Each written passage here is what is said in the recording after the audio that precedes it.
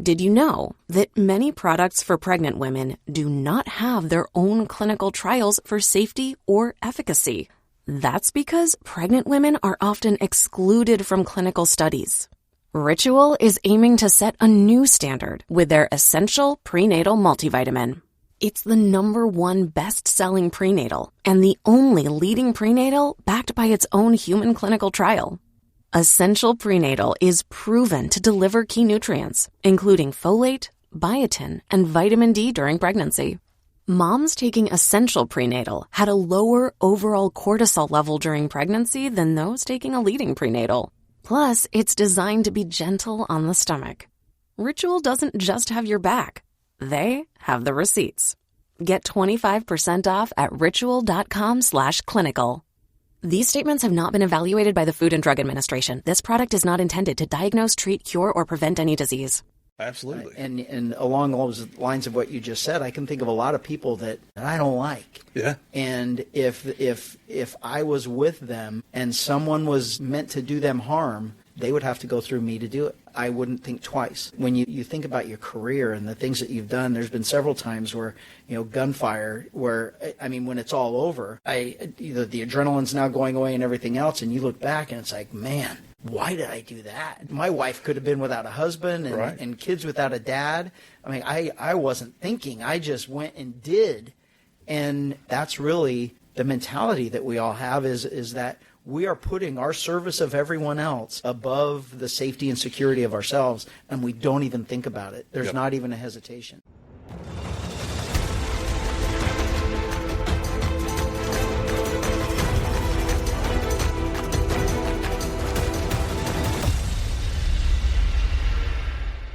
Hey, everybody. Welcome back to the next episode of Game of Crimes with Murph in the Morning.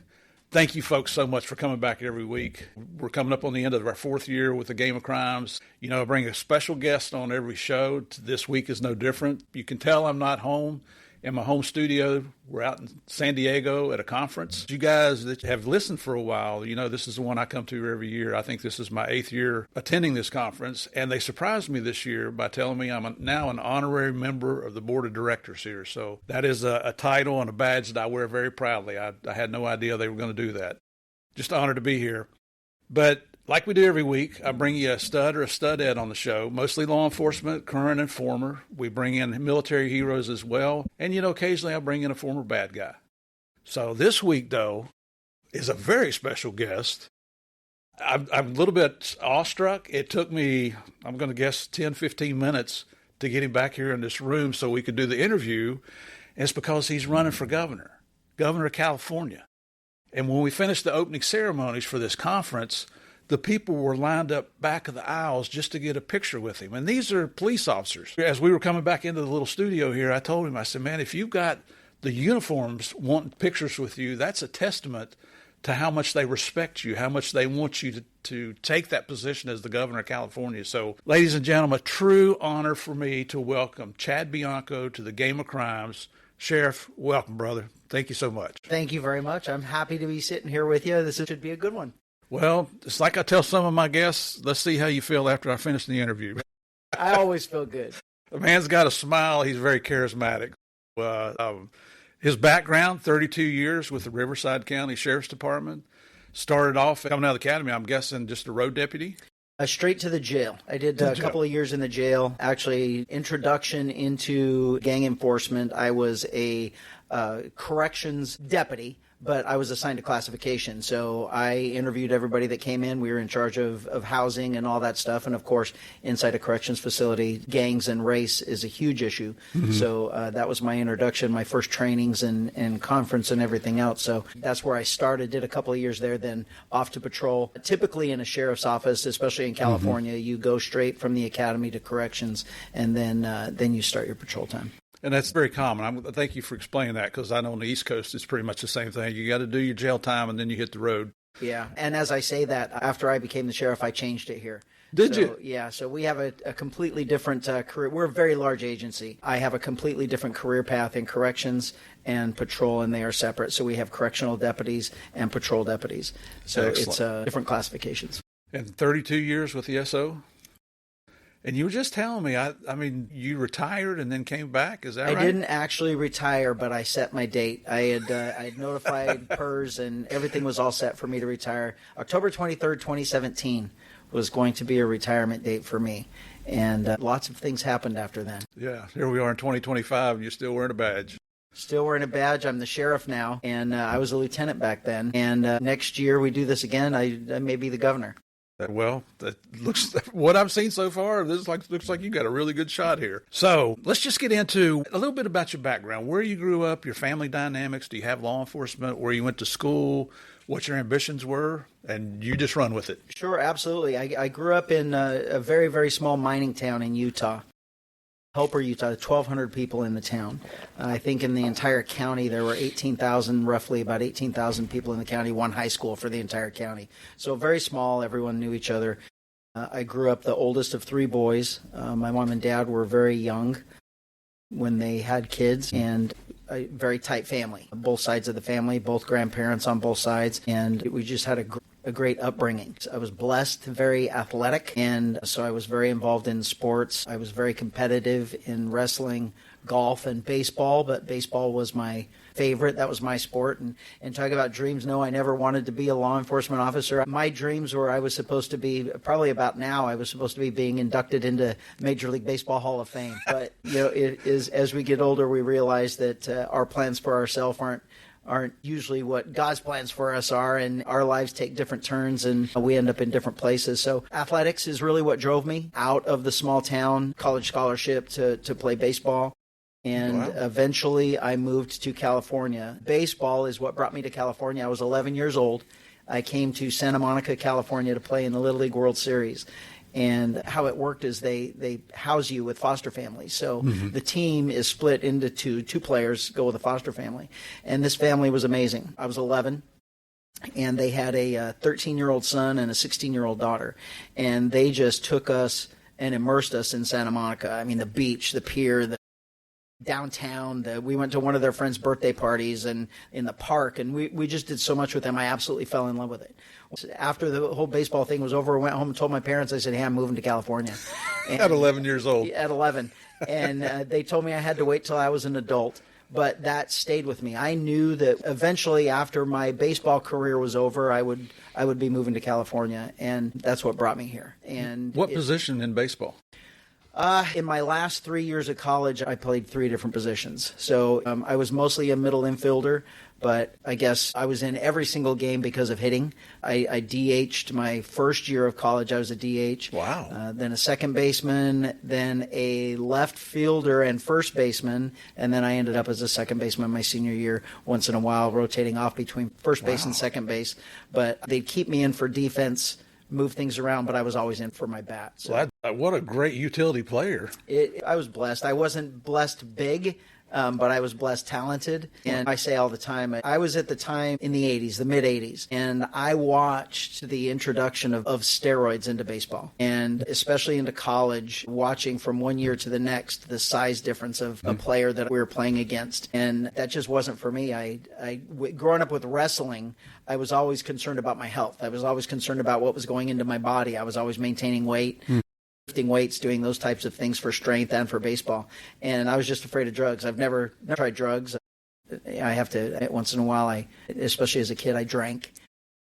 I had a beer every now and then, but I just couldn't get into drugs. I didn't like them. And so then the steroid aspect, I couldn't do it. It was offered, and they were telling us, if you want to be competitive, you have to do it. And I just couldn't do it. And there was a difference. They were drafting at the time the big, monstrous players, the McGuires and the Cansecos were just emerging into the big leagues. And all these college players, you could tell, most of them, that's what they were doing. But that's okay. I have no regrets. No, because you're displaying integrity and leadership at a very young age. You and I were a minority that we'd never smoked weed. Yeah. You're exhibiting leadership principles and aspects there at a very young age. Good for you. Good for you. Yeah, and that's just how I was brought up, I guess. Very close relationship with my grandparents and my parents, and there just weren't any secrets, and they were very open with us. My dad, growing up, knew what he did growing up, and so he anticipated me doing the same thing, and he was very open about knowing that I was doing that and that responsibility and you're responsible for your actions, and there are consequences for actions and everything else. And that really resonated with me. So that's how I ended up going away to college because of baseball. And tiny little story, because there is a little bit of a nuance to it. But I was 16 years old, and I got pulled over with some friends, and we were in a car, and we had alcohol in the car. And of course, we got tickets, underage drinking. And it was interesting because the highway patrolman, he knew who I was because of baseball. And so he pulled me back last out of the car, and I was sitting in his car, and he was giving me my citation. And I just got the same lecture that my dad had given me, but it was coming from not only a cop, but from another adult. And one of the things for me is growing up is I was raised to respect adults. There was yes sirs and yes ma'ams, and it didn't matter who the adult was, you respected your elders.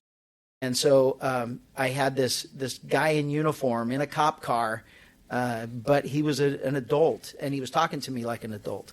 And of course, I wasn't getting out of the ticket, but he knew all about me and baseball and small town, and telling me that baseball was my ticket out of that town. And I was kind of at a crossroads of, you either need to decide if you really want to do this whole baseball thing, or if you just want to be the party kid and hang out with all your friends and get into trouble and go down a path that might stop your baseball career.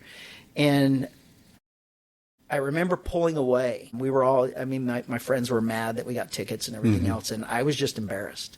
I was embarrassed of what he said to me. And baseball really was my life at that time. And it was like, man, I don't want to lose baseball. And I guess this is kind of dumb. And I was truly embarrassed. I was embarrassed that I was going to have to go tell my dad that I got a ticket. But that experience of how he talked to me really changed my impression of law enforcement, because as a kid, like on our motorcycles in the hills, we're running from the cops, and you don't want to get caught by the cops. That's part of being a kid. Even though you're not doing anything bad, right, the cops are after you. And it was a big turning point for me, because I had so much respect for the way he talked to me, not as an authority figure, but as a person just telling me I was going down the wrong path. And so as I ended up in God's world and plans for me, and finally ended up in law enforcement, I know that I have been able to influence kids the same way that I was, because that meant a lot to me. And I didn't realize it as I got into the profession, but as I started dealing with younger kids and kids that were having issues or something like that, I realized that was me. And I'm telling this person the same thing that guy told me. And so I know I impacted lives. And I'm hoping that eventually I meet some adult that says, you changed my life. I tried to go back and find that highway patrolman, and I knew his name. I remembered his name, and he had died about 6 months earlier. And so I wasn't able to tell him thank you. And at the time, I was a lieutenant in the sheriff's department when I thought about, man, I got to go back there and try and let him know that. And so that was a little bit of a regret that I wish I would have thought about that sooner. But small town, come to California, it truly was for the California dream. And I came out here, I dabbled, just finding a job and some construction a little bit, worked for a roofing company and some sales for some construction equipment. And then I ended up working in the service department of a Ford dealership, and had a really good friend that we worked out every morning together. And he was part-time in a sheriff's academy after work, and he was telling me about it. I knew he was in it, and he was having a good time. And then he's telling me about this, I should do it full time, and I'd have to quit. My wife would have to support me and everything, and all those things. But eventually, I just got interested, and I was like, man, that's good money. It'd be a good job, and I did it, and I had to put myself through the academy. Back then, budgets were horrible here in California, and there was no one hiring. They would just wait for you to put yourself through the academy, pick the cream of the crop, and then they would get to pick who. They'd know you were going to graduate for one, and then they know how you did in the academy and whether or not they were going to pick you. But that's how it worked. I got hired the day after I graduated.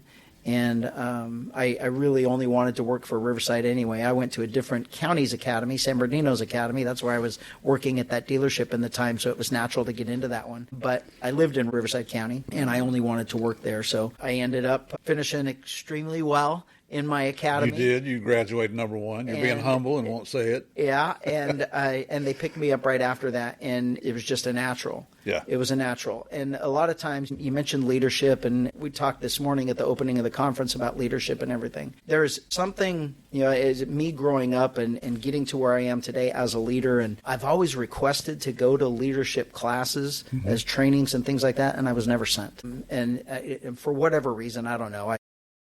I've read maybe a little article or something about leadership, and I know what the difference in leadership styles are. But as I progressed through my career, I realized, and listening back to myself and to what was told to me after my graduation, I think that leadership is a lost art for sure.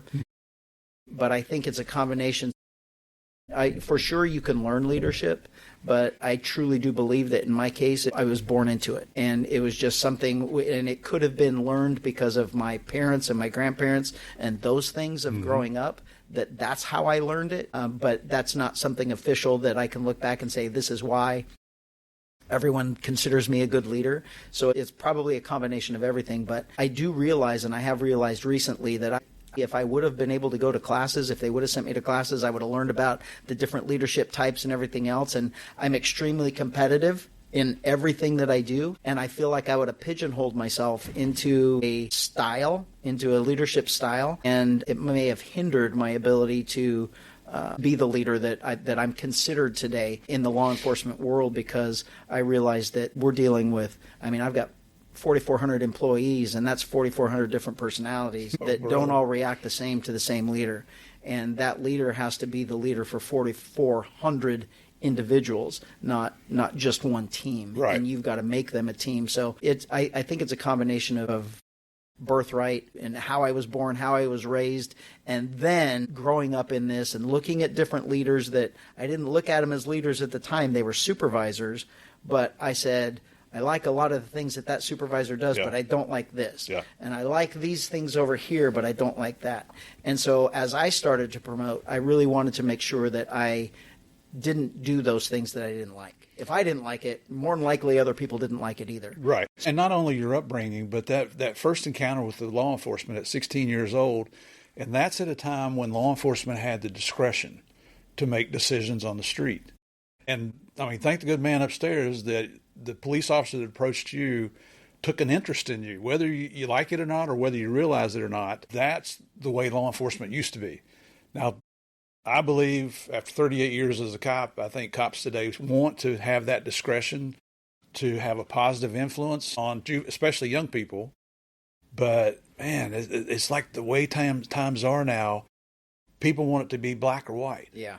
And as you're telling me, the reason I was smiling, because I had my first run-in with cops at 10 years old. Oh, boy. And it was middle of the night trying to break in a house with my buddies because we were camping out. And the police officer had such a profound effect on me. At 10 years old, 11 years old, whatever I was, I wanted to be one of them. And it's amazing how you have an impact on people later on in your career. So I love the fact that you got that familiar background having an influence on you, but then just by the grace of God, a police officer comes in and has a positive effect on you. And that's what this show is about, putting law enforcement in the most positive light so that our listeners learn we're not just out there to put people in jail and write tickets.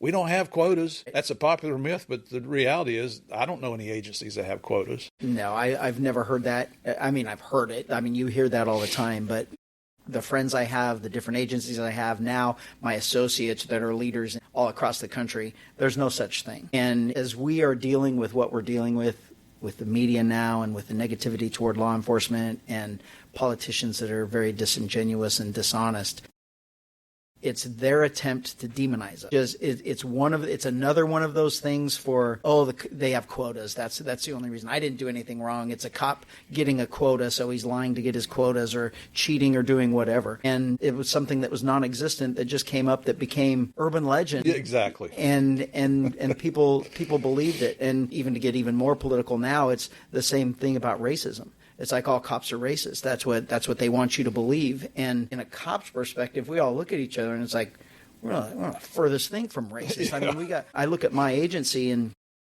I have, especially in the political world, because now I'm coming under fire, but I've got 4,400 employees that pretty much is a microcosm of California. I have every single race. I have male, female. I have men married to men. I have women married to women. I have transgenders that we have hired and put through the academy that are now deputies. And there is no one. I mean, 32 years in this agency, and I know every one of my employees. I have never thought, oh man, that guy's a racist, or oh man, he does, whatever the case may be. It's either, are you a good person or are you a bad person? Mm-hmm. That's all we care about. Nobody cares about what color you are or about who you're holding hands with when you go home or whatever the case may be. Are you ethical? Are you moral? Are you here for the good or are you here for the bad? And that's really all we care about. But that demonization of us, they want you to believe that we are this racist group of gangsters that are going out demonizing everyone or terrorizing the public, when truly we're just a whole bunch of moms and dads and good people that put on a badge to go make our community better. Who made a commitment to serve and protect, to put yourself in harm's way for people that, I mean, quite literally, a lot of these people that we protect hate us. Absolutely. And I'll tell you, I don't know, I said this during a campaign, and I don't know why I came up with this or how I came up with it. I learned later that, I mean, it's not, I didn't come up with the words and they go together, but we have since changed it to make the motto of our agency, and it's on all our cars and everything else. And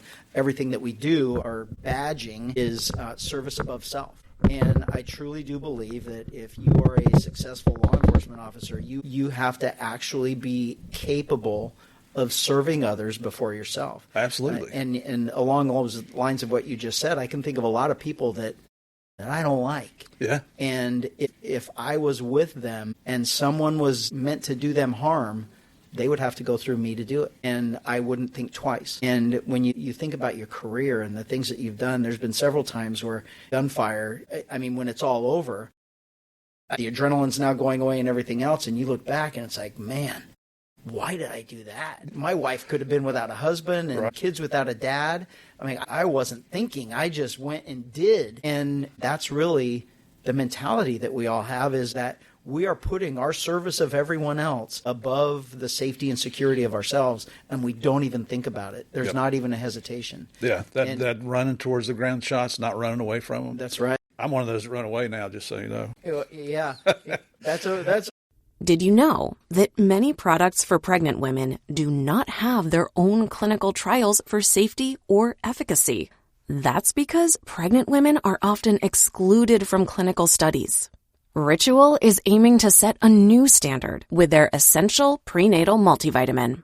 It's the #1 best-selling prenatal and the only leading prenatal backed by its own human clinical trial. Essential Prenatal is proven to deliver key nutrients, including folate, biotin, and vitamin D during pregnancy. Moms taking Essential Prenatal had a lower overall cortisol level during pregnancy than those taking a leading prenatal. Plus, it's designed to be gentle on the stomach. Ritual doesn't just have your back. They have the receipts. Get 25% off at ritual.com/clinical. These statements have not been evaluated by the Food and Drug Administration. This product is not intended to diagnose, treat, cure, or prevent any disease. So there was no law enforcement in your family? No law enforcement in my family. So there was 1,200 people in the town. We had a chief of police. That was it. There were no police officers. It was just the chief of police. Yeah. And so everyone knew him. It was very personal, very personable. And then in the county sheriff, I mean, we all knew who the deputies were that were driving around because there were only a few of them.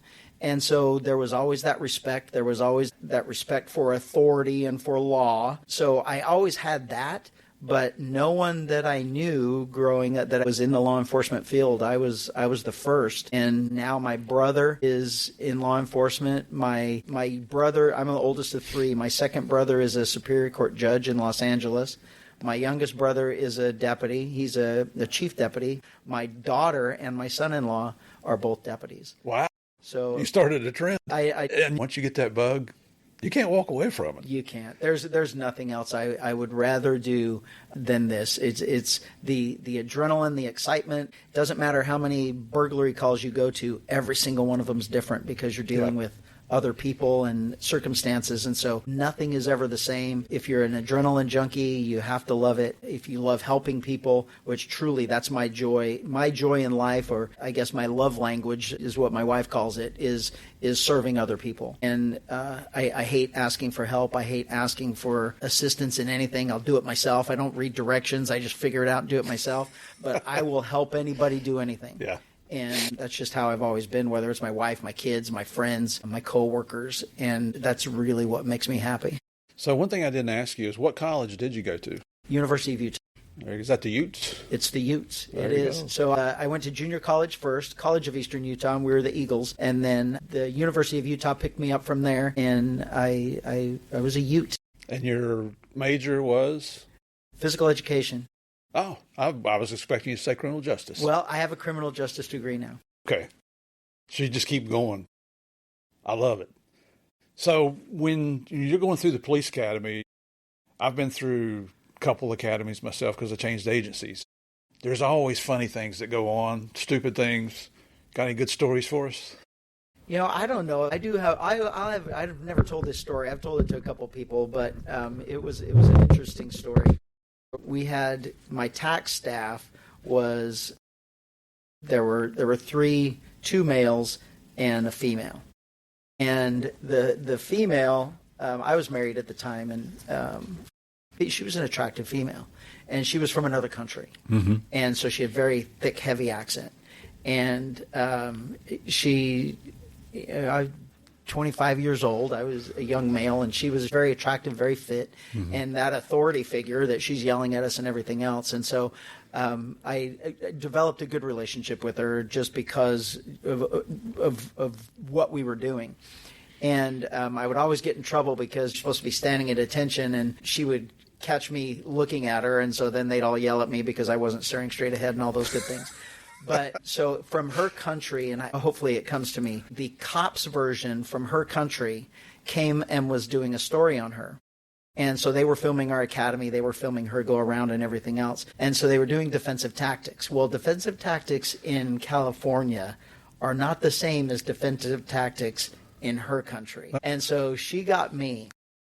And I was going to be her dummy, her guinea pig. And so she was demonstrating these tactics and everything else. So we're going through the motions of she's doing takedowns and showing the techniques and everything else. Well, the one particular, I'm down on the ground, and she pushes away from me. And she'd already told me, she said, when I get off of you, get up quick and turn toward me.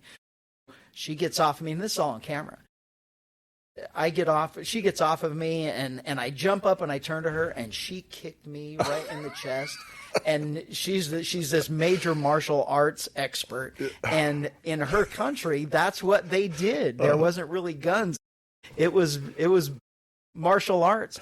And she worked me over from then on out. It was everyone was making fun of me later because everyone's watching and they're all laughing. It's like, oh my gosh, what's happening? But it was another Denmark. I can't remember what country she was from. So European country. It was a European country, and it was their version of cops. But that country watched me get beat up by my TAC officer, and they made it out like that's what we were teaching here, and that's what she was doing. But it was just for the TV show. Yeah, that's hilarious. And that's a different story than I've ever heard from all the cops we've had on Game of Crimes here. Well, we all have the same. There are always similar stories of people doing dumb things and everything else. I remember the beginning of our academy, it was a high-stress academy. And so at 7 o'clock in the morning, it's you run from the parking lot into formation, and they start yelling at you. And there was this kid, I had parked next to him, and so, I mean, they're yelling at us to get out there, so we run out there, and they stopped him on the way out there. And we were running together, and I'm running out to get in this formation, and I just sensed that they were yelling at him, and he didn't even make it there. I mean, they basically said, you don't belong here, turn around and go home, and he did.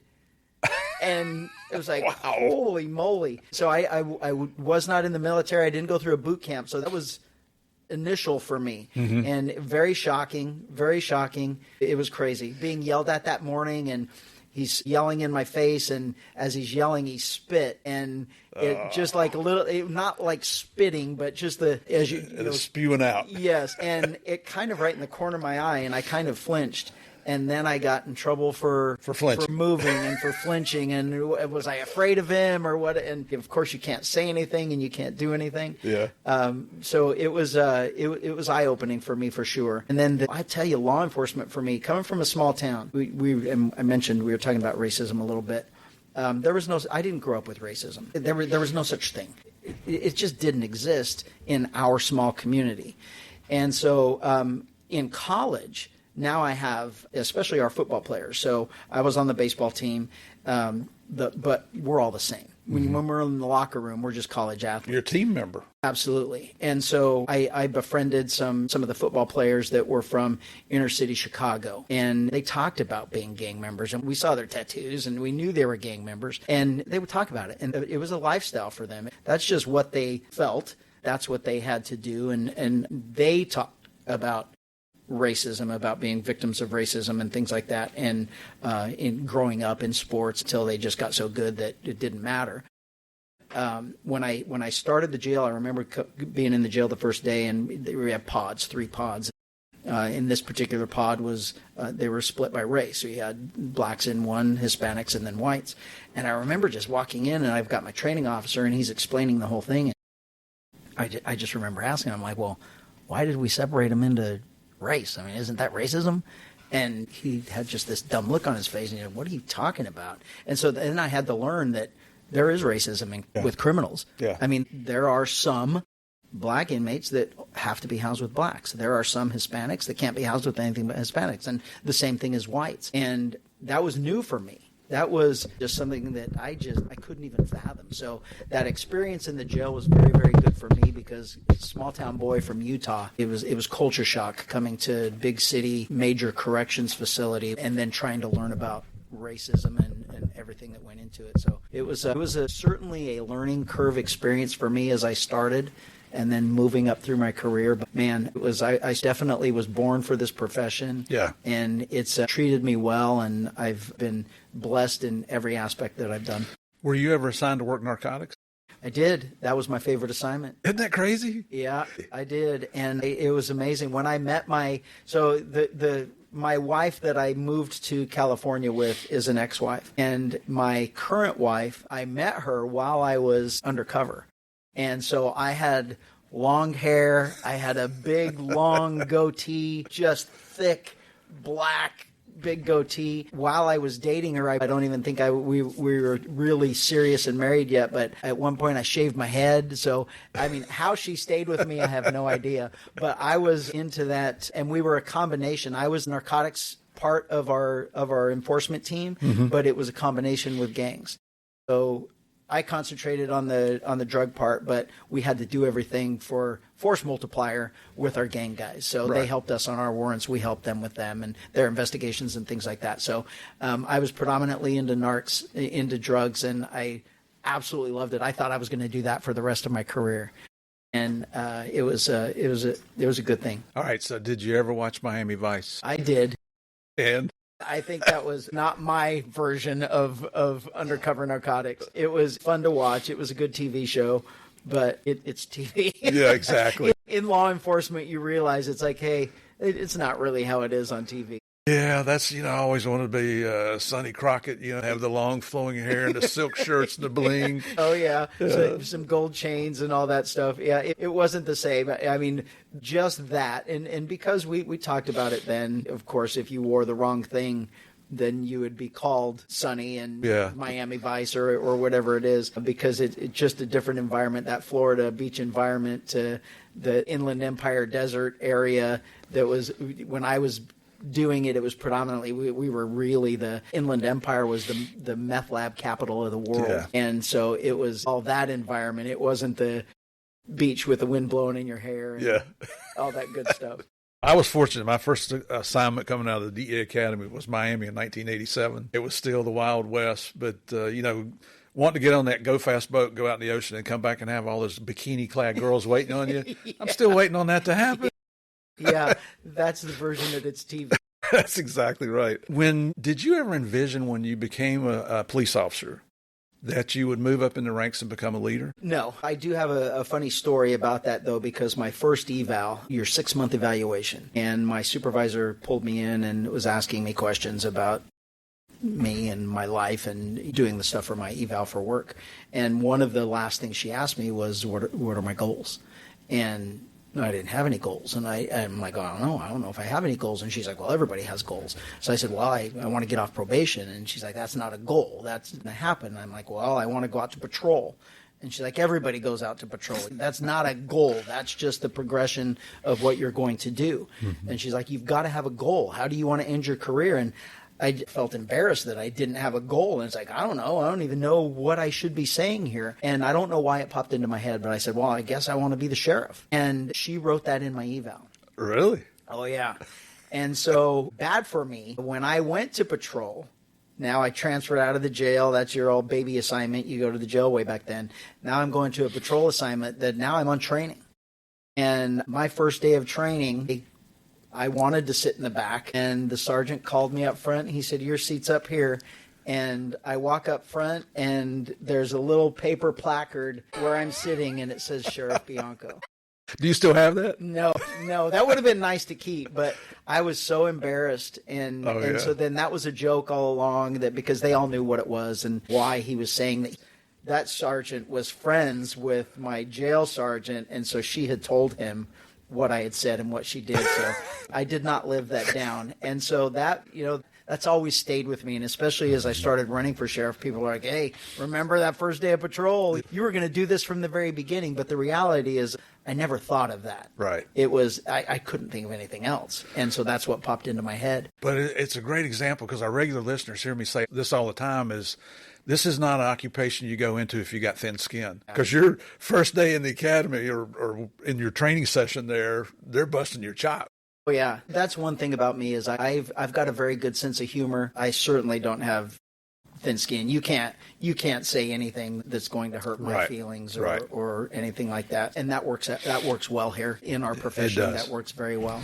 So what is, all these years later, what is the most dangerous situation that you remember being in, whether it was undercover, in a shootout, in a car chase, dealing with the public, whatever it might be? Yeah, I've had several car chases that I look back and it's like, man, I mean, that was a tough one. And one in particular, I was going to help one of my partners. She had put out shots fired. And so I was going to help her, and someone pulled out in front of me, and there was no chance of stopping. And I tried to go around, and when I did, I missed her.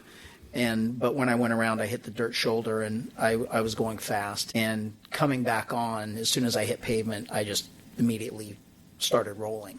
Oh. And there were CHP following me because they saw how fast I was going, and they figured something was happening. It was in my community. They were my backup, especially at Graveyard once the swing shift went home. And so they saw me, and they followed me in case we needed something, and they saw the headlights. And I rolled, I flipped end over end. I completely wiped out a tree, took out a fire hydrant. I mean, the car was completely trashed.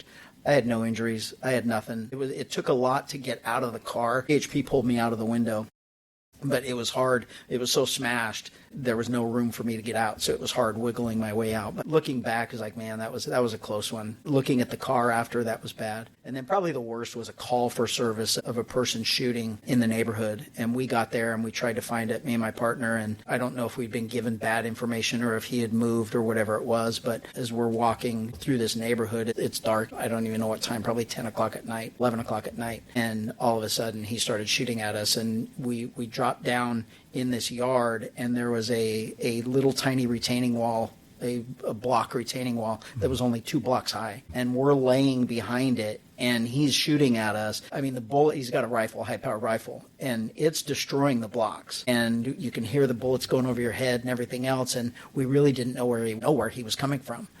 And so that was a little terrifying. Not at the time, because it's like, oh crap, how am I going to get out of here, and how am I going to shoot back, and all of those things. But later it was like, man, we're lucky we didn't get killed on that first volley of shots, because I had other friends in my career, 2 of them, that they rolled up on a domestic violence call, and as they were walking up to the house, 2 shots and both of them dead. And they were ambushed by a man with a high-powered rifle, and they were they were immediately killed with no chance of, they didn't even know what hit them. Mm-hmm. And so then this is a couple of years later, and now I go through this. It's like, holy crap, that could have been me. Mm-hmm. And so those things afterwards you think of it, but I wasn't thinking at the time. At the time it was, how am I going to get rid of him and how am I going to get out of here? And so there's that adrenaline kicks in and takes over. Thankful for that. But you know what? Our regular listeners hear me say this all the time. It's simply by the grace of God. I'm not a believer in luck. I'm not a believer in coincidence. I believe everything happens for a reason. People always ask me, how did I survive this, that, and the other? And the same with you. It's not that we're Supermen. It just wasn't our time to die. Yeah. One of the things that I've really realized, I came from a religious family, but not a forced church-going family. We just always believed in God and all those things.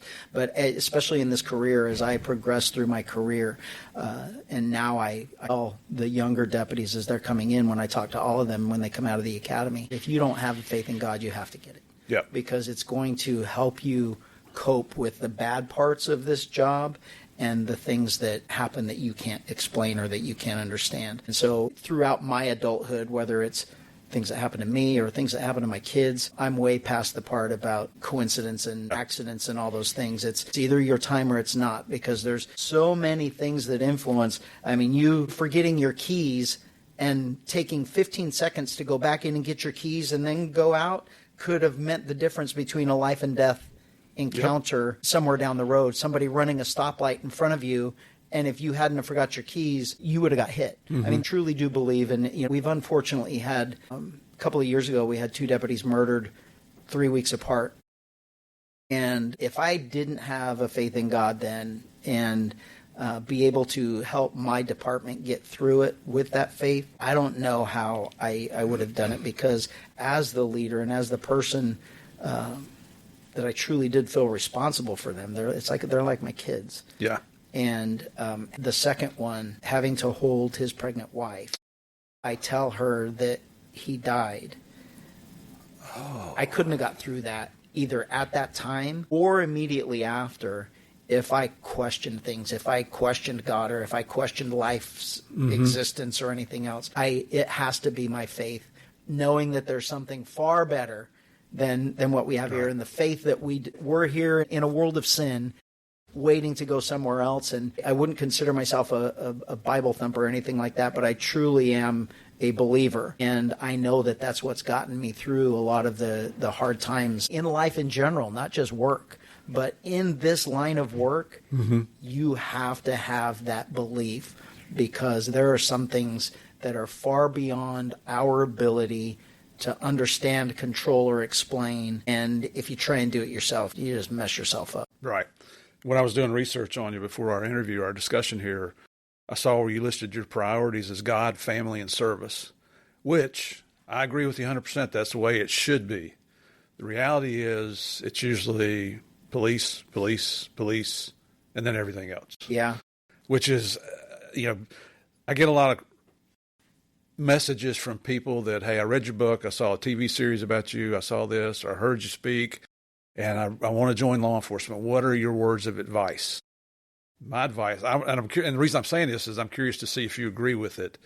Be prepared to take a job that is not a 9-to-5 Monday through Friday, that will become your lifestyle, and that will not only affect you, but the people that are in your immediate circle that are most important to you, they're affected as well. I call them the unsung heroes, because we go out and we get to play and do what we love to do, which we think is exciting. And I think normal Americans are thinking, you guys are stupid for what you do. Why would you run towards the gunfire? Especially now.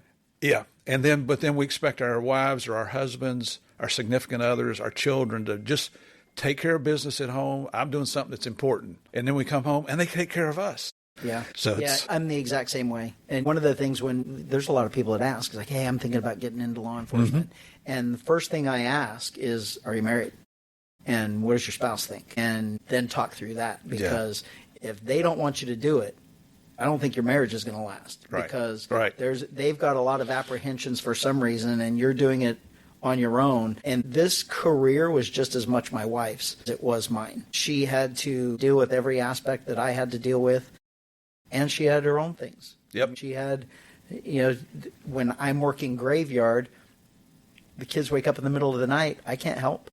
And when they have to wake up early in the morning to go to school, I can't help. I'm working. And she took on a whole lot. So it's not just us that gets into this. This is a family event, and it's a family career. And with that, I say it's going to be amazing for you as long as you keep your priorities straight and you don't become the job. You have to remain yourself. That can't be your identity. But man, I always had Sunday, Monday, Tuesday off. And Monday, Tuesday, my kids loved it, especially in the summertime, because we'd be on the lake and be the only persons on the lake because everybody else is working. Yeah. And it's like, this is awesome. And, you work 4 days a week, 3 days, 4 days, 3 days, 4 days, 3 days, 4-day weekends every other week. That's a pretty good deal. That's a pretty good career. Yeah. And we'd work it out with my wife. And for Christmas, I'd work extra overtime. And this career took care of us. And there are certainly sacrifices, but there are rewards too. And looking back, I wouldn't do anything different. I'm with you. And I think that my love for this, for what I'm doing, shows through my daughter wanting to do this. Oh, yeah. It's just a great career. It is. It is. And I got to throw out kudos to my wife because she was a registered nurse who I transferred, I think, 8 moves in my 26 years with DEA, continually had to give up her career for me. And even now in retirement, as I'm getting older, I'm getting a little bit slower and got a lot of irons in the fire. And she has taken over editing my episodes on this podcast. Oh, nice. So even we've been married 41 years now. I think it's going to last. It sounds like you actually found your partner. I did. That's awesome. Couldn't do this without her. Hey, gang, this is the end of part 1. Part 2 comes out tomorrow, and you certainly don't want to miss that. In the meantime, just a reminder that Game of Crimes is now posting interview videos on YouTube. You can find those, and you can subscribe at Game of Crimes Podcast. Our website is gameofcrimespodcast.com, where you'll find all our episodes, our guest book list, and more. And for more content, join us on patreon.com/Game of Crimes. I have several monthly episodes that range from silly to serious, so come on over and join the fun. In the meantime, everyone stay safe. We'll see you tomorrow for part 2.